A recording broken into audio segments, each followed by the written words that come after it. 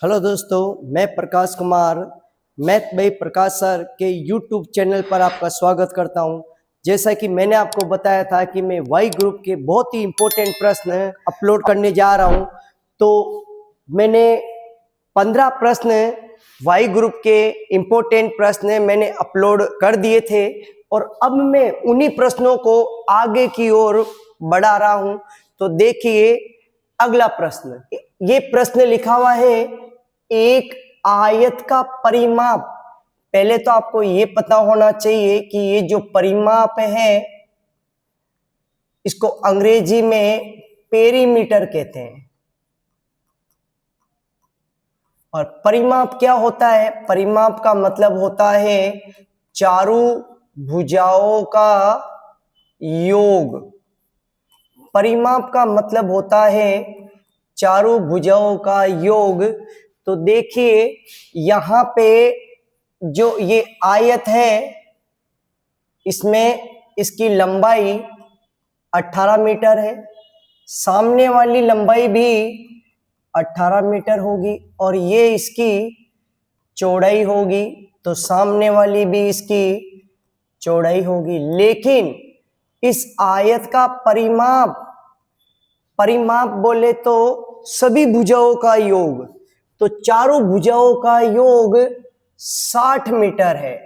यानी दोनों लंबाई और दोनों चौड़ाई को जोड़ने पर 60 मीटर आएगा। लेकिन 60 में से 18 और 18 36, 18 और 18 36 मीटर तो ये लंबाई ले गई। तो पीछे कितना बचा? 10 में से 6 गया 4 और 5 में से 3 गया 2, यानी पीछे कितना बच गया? 24 मीटर। अब इस 24 मीटर को दोनों चौड़ाई में बांटना है, तो 24 मीटर को दोनों चौड़ाई में बांटेंगे तो ये भी 12 मीटर, ये भी 12 मीटर। आप चाहो तो चारों भुजाओं का वापस योग करके देख सकते हो। 18 और 18 36, 12 और 12 24 और सबको जोड़ेंगे तो आपके आ गया कितना? 60 मीटर। और यहाँ पे परिमाप भी देख सकते हो 60 मीटर है, लेकिन परिमाप का मतलब होता है चारों भुजाओं का योग। मैंने वापस चारों भुजाओं का योग करके देखा, 60 मीटर ही आ रहा है। मतलब अगर इसकी लंबाई 18 है तो चौड़ाई इसकी 12 मीटर होगी। इसका उत्तर बी राइट हो गया। तो जब भी आयत में कभी भी परिमाप वाला प्रश्न आए तो आप हमेशा यही चित्र, आयत का ही चित्र बना के आप उस प्रश्न को हल कर सकते हैं। अब बढ़ते हैं अगले प्रश्न की ओर। तो देखिए अगला प्रश्न कह रहा है एक वर्ग जिसकी चारों भुजाएं बराबर हो, जिसकी चारों भुजाएं बराबर हो उसको कहते हैं वर्ग। और वर्ग का परिमाप 40 मीटर है। वर्ग का परिमाप 40 मीटर है और ये चारों भुजाएं आपस में बराबर हैं। चारों भुजाएं आपस में बराबर है।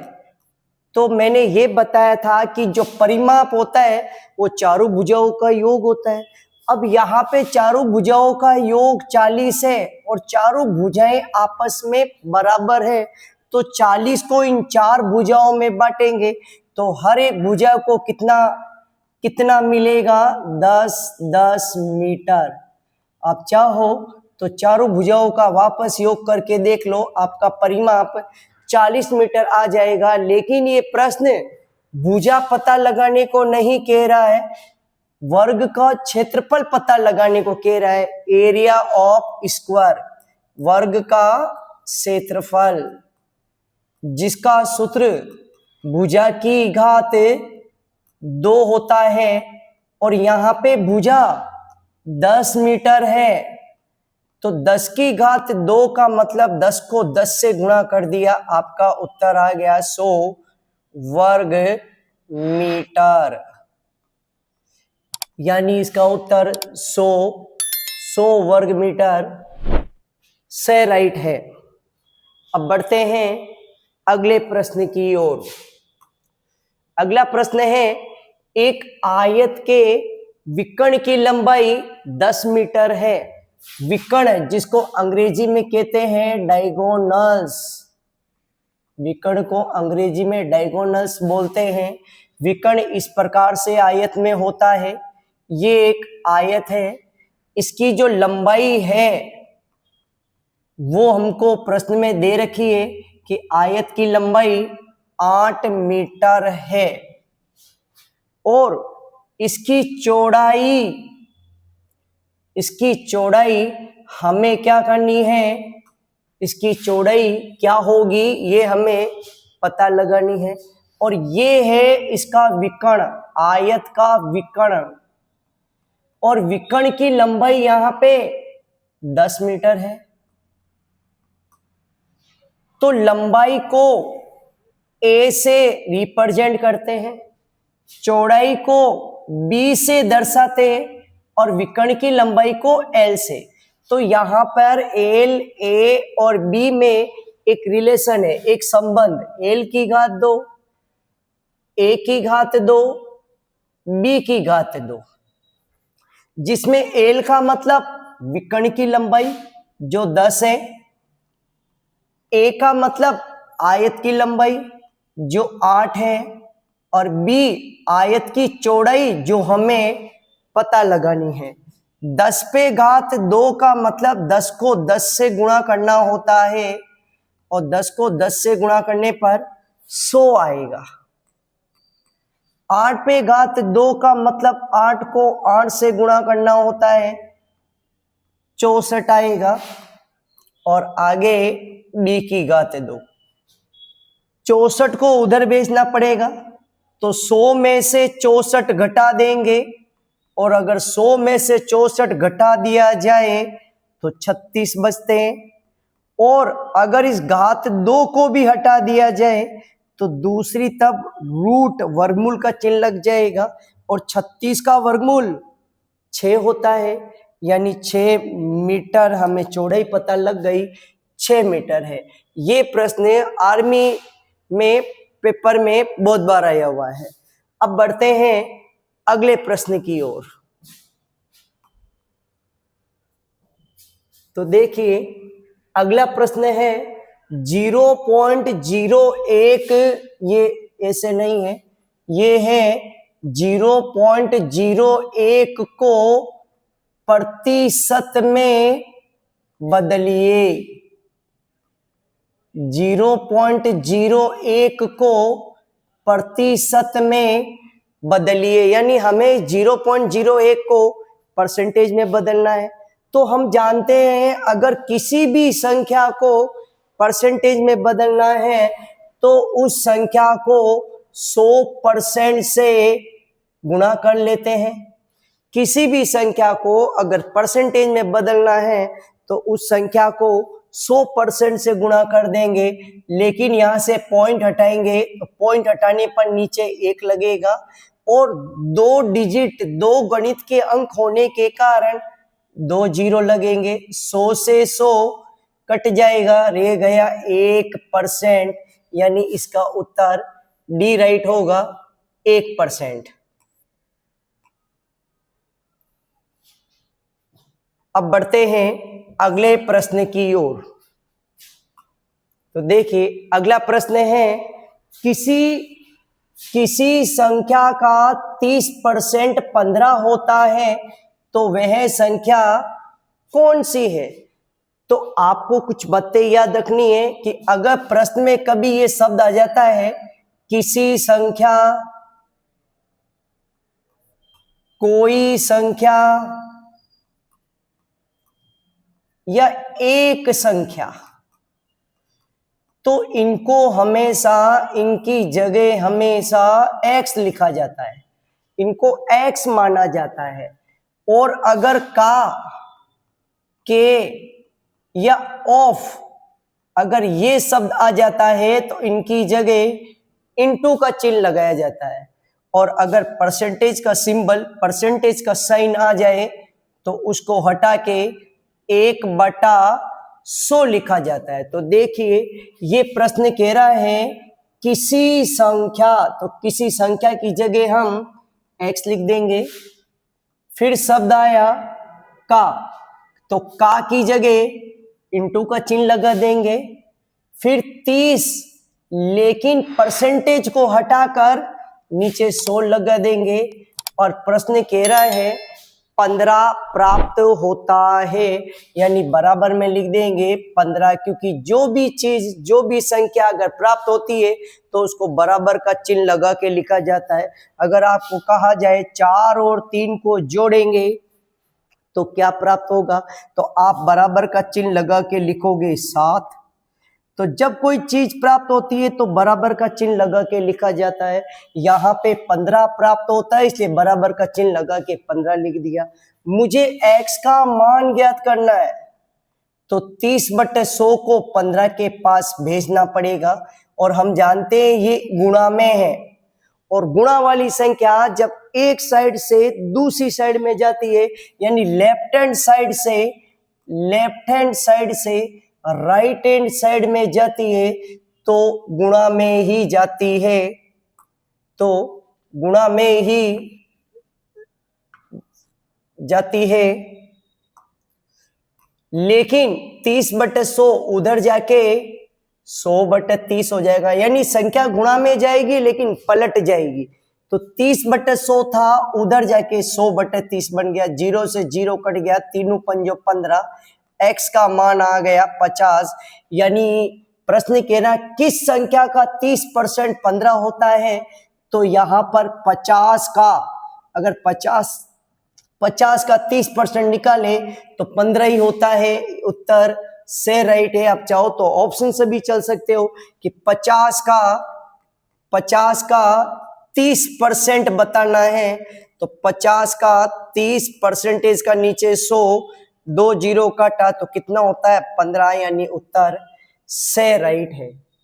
अब बढ़ते हैं अगले प्रश्न की ओर। अगला प्रश्न देखिए, 25:35 को सरल करना है, सिंप्लीफाई करना है। तो ये बहुत इजी प्रश्न है। 25:35 को सरल करना है, और आपको पता है 25 और 35 दोनों 5 के पहाड़े में आते हैं। ये 5 बार बोलने पर और ये 7 बार बोलने पे, तो 5:7, यानी उत्तर बी राइट हो गया कि 25:35 को अगर सरल किया जाए तो 5:7 आएगा। अब बढ़ते हैं अगले प्रश्न की ओर। तो अगला प्रश्न देखिए, 250 सेंटीमीटर का 1 मीटर के साथ अनुपात बताना है। 250 सेंटीमीटर का 1 मीटर के साथ अनुपात बताना है। तो आपने देखा होगा इधर का मात्रक, यानी दोनों तरफ की यूनिट मेल नहीं खा रही है। तो हम क्या करेंगे, 1 मीटर में 100 सेंटीमीटर होते हैं,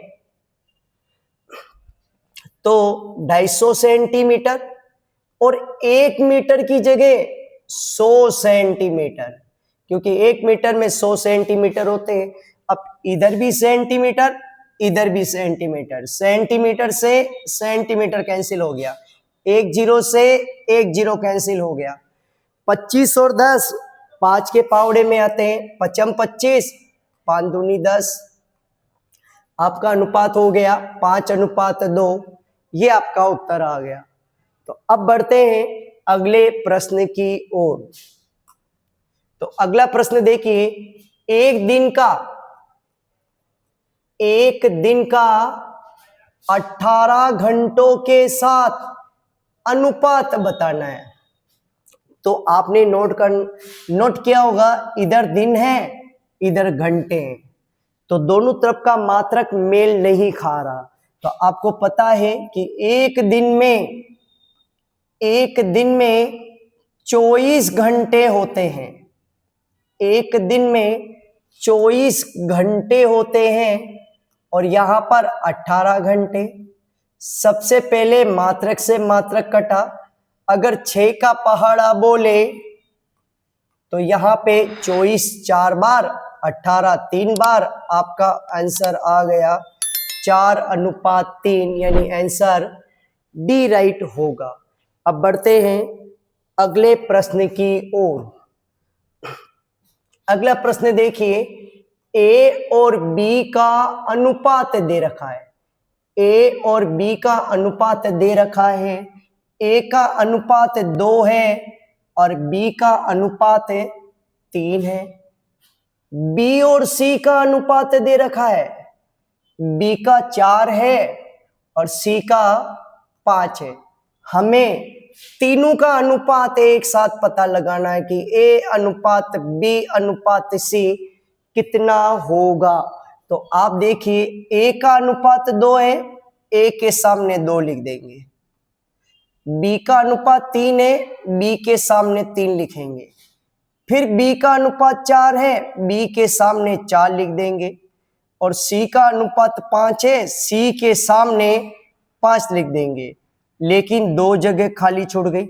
अगर आपको इन खाली जगह को भरना है तो आप पड़ोसी को देख सकते हो, यहाँ 3 है तो खाली जगह में 3 लिख देंगे और यहाँ 4 है तो खाली जगह में 4 लिख देंगे। अब इनको इंटू कर देंगे, इनको गुणा कर देंगे तो 4 दूनी 8, 4 त्रिक 12, 5 त्रिक 15। लेकिन ये सब 8 12 15 एक साथ किसी के पहाड़े में नहीं आते।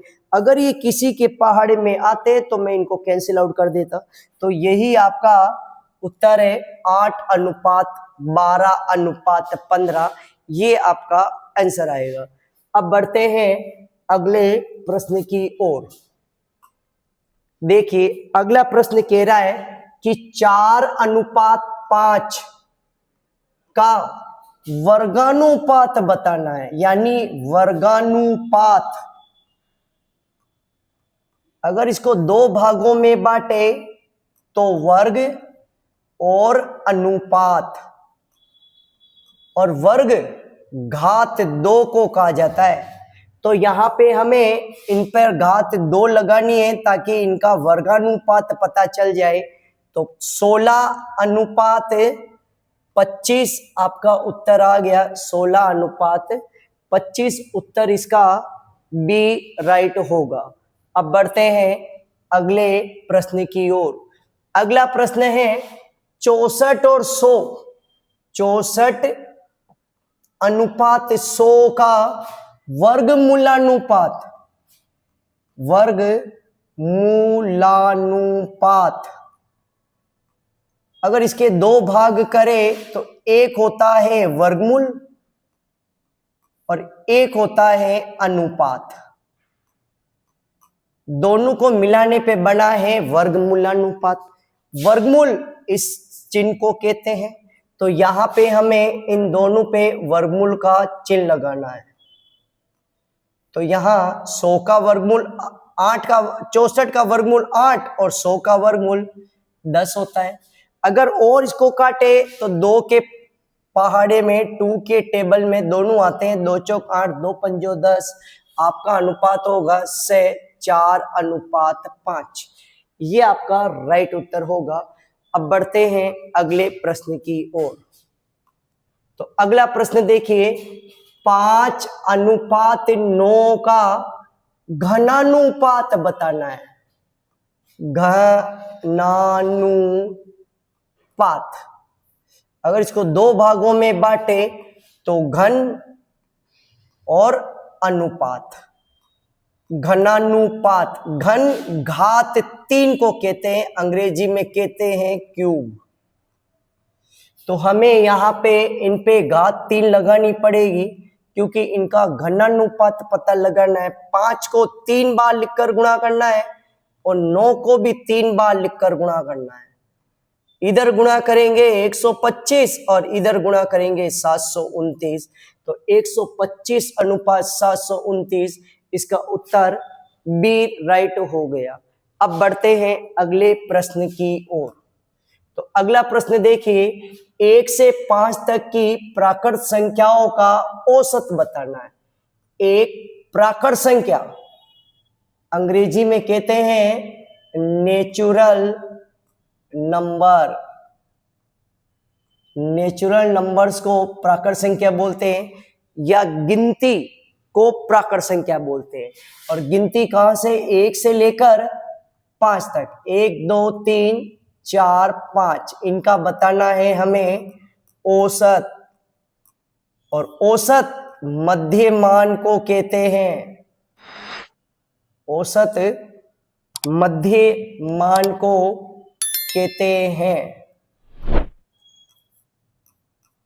और यहां पे मध्यमान 3 है, तो आपका औसत 3 हो गया,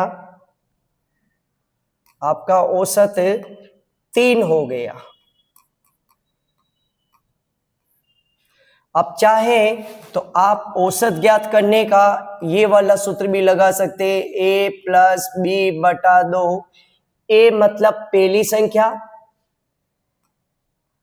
और b मतलब अंतिम संख्या। नीचे 2, 6 में 2 का भाग दिया, औसत आ गया 3।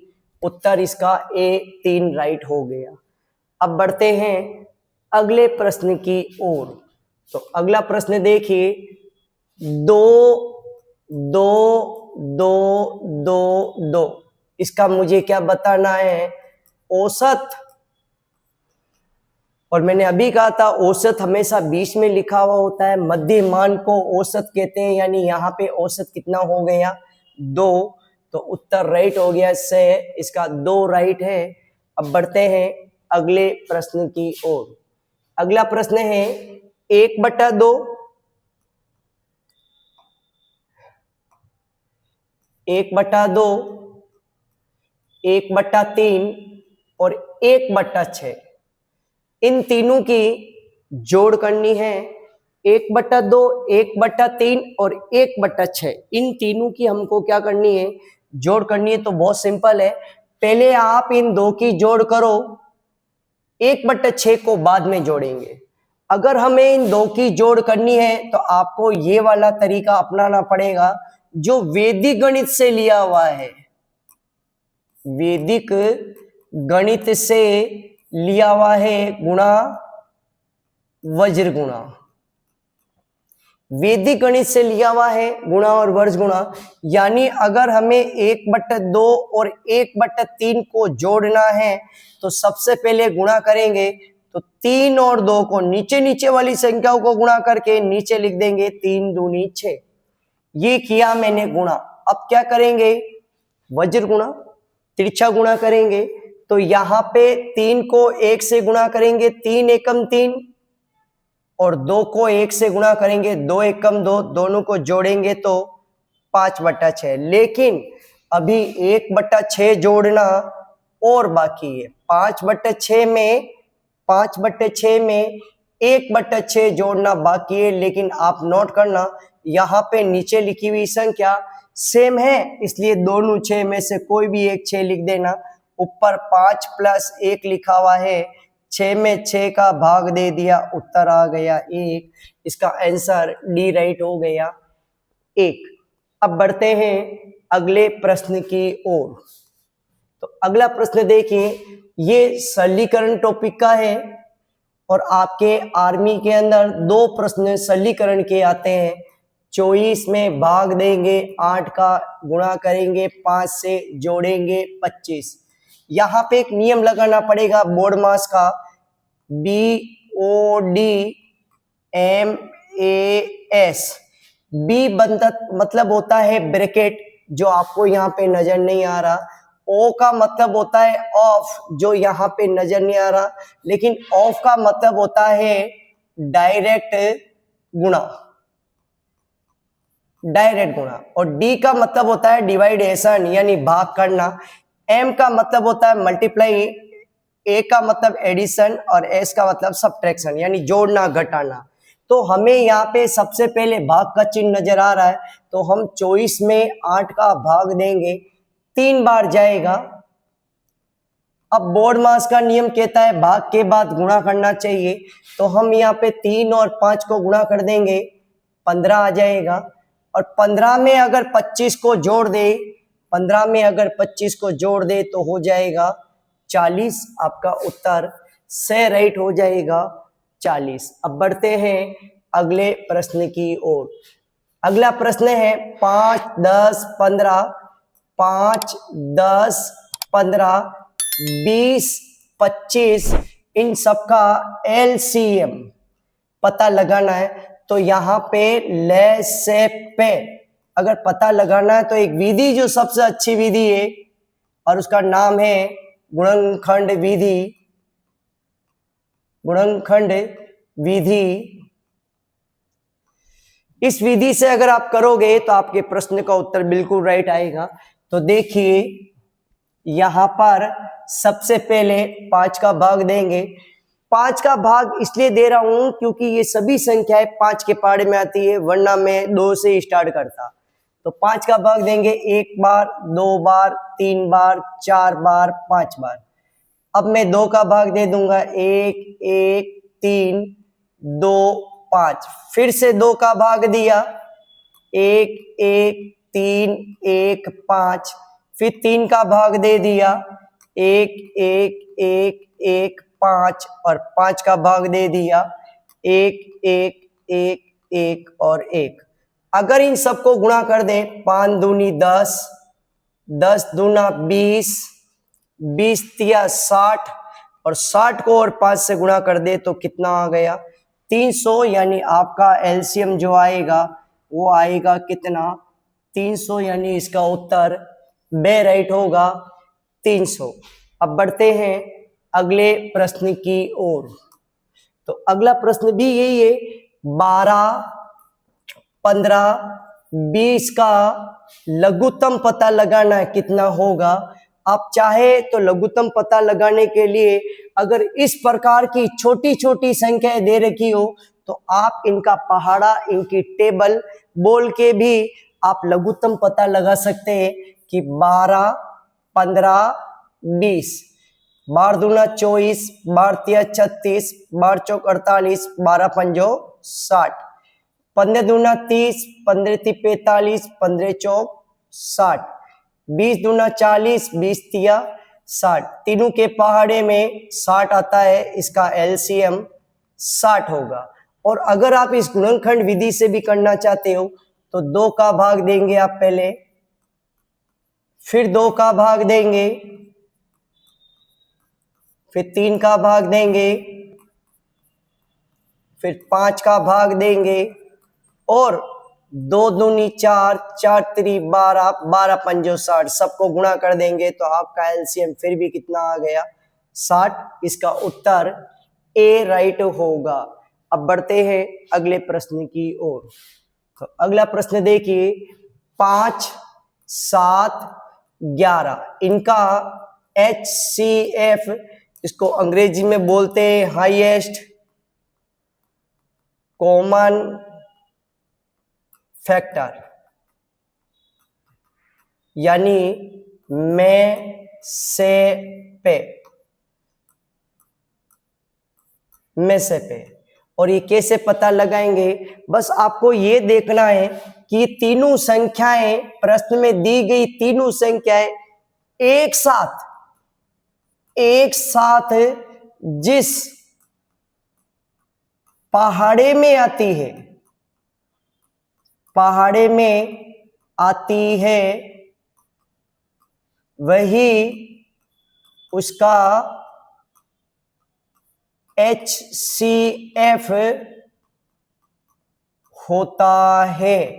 ये तीनों संख्याएं किसी के पहाड़े में नहीं आती, इसलिए HCF कितना होगा 1। उत्तर से राइट होगा। लेकिन ध्यान रखना ये जो पहाड़ा लेना है वो भी हाईएस्ट लेना है, यानी बड़ा पहाड़ा लेना है। बड़े से बड़ा पहाड़ा देखना है जिसके पहाड़े में वो सभी संख्याएं आती है। एक एग्जांपल देके बताता हूं आपको, जैसे कि 12, 24, 12, 24, 36। अब अगर इनका ऐसे पता लगाना है तो ये सभी संख्याएं 4 के पहाड़े में भी आती है, ये सभी संख्याएं 6 के पहाड़े में भी आती है, ये सभी संख्याएं 12 के पहाड़े में भी आती है।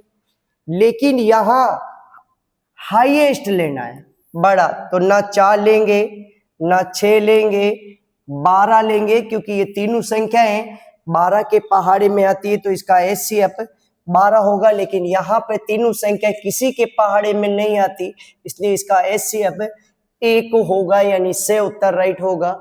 अब बढ़ते हैं अगले प्रश्न की ओर। तो अगला प्रश्न देखिए, 8, 16, 24, जिसका उत्तर आप भी बता सकते हैं कि ये तीनों संख्याएं किसके पहाड़े में आती है। आपको बड़े से बड़ा पहाड़ा बताना है जिसके पहाड़े में ये तीनों संख्याएं आती है। तो आपको पता ही है 8, 16, 24 8 के पहाड़े में आते हैं, उत्तर बी राइट हो गया 8।